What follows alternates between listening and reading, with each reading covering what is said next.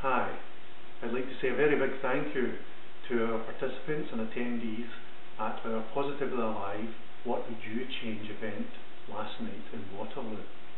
Thank you very much for coming along and sharing with the rest of the group your experiences and your involvement.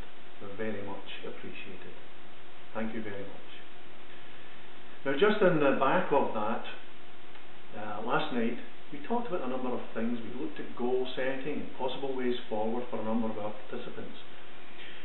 And I always find a very helpful question to put to our participants, just to make them think, just to make them go inside themselves a little bit more. A very, very involved question for goal setting, which one that you could use too. And it's quite simply, what is the downside to getting everything the way you want it? What is the downside to having your goal? What is the downside to having your great relationship? What is the downside to having the right amount of money that you want in the bank? What is the downside to having yourself in perfect health? Now, a lot of clients don't understand that there is a downside to getting your goal. Hence the reason you're not doing or having that goal at this particular moment in time. You need to face up to the fact that there is a downside. It may mean that we need to work harder. It may mean we need to stop procrastinating.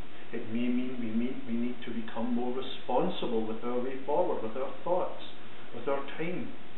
There's always a downside to getting what you want. When you face up to that downside, then you can have a look at it, exercise it, take it apart, and overcome that limiting belief. The fear of whatever it is that's holding you back, the downside to having things exactly the way you want it. It does stimulate a lot of thought, because most folk don't realise there is a downside to having things the way they want it. It's the downside on the way to getting the thing that they want. We need to look closely at it and overcome the fear. Now, the flip side of that question is, what is the upside of staying exactly where you are at this current time? At the present moment in time, what is the upside of staying exactly as you are? There is also an upside, and we need to fight both of these, or at least look at them very, very closely and work to overcome those beliefs, the worry or the fear that if you stretch yourself and go towards your goal, you will come away from the advantages of being exactly where you are.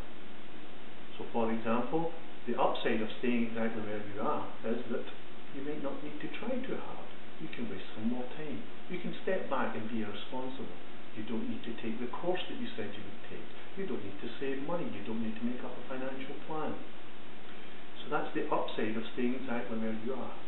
Look at the downside of getting things exactly the way you want them also. This way, you will uncover some limiting beliefs, some fears, and then you can start to work towards the goal that you know you can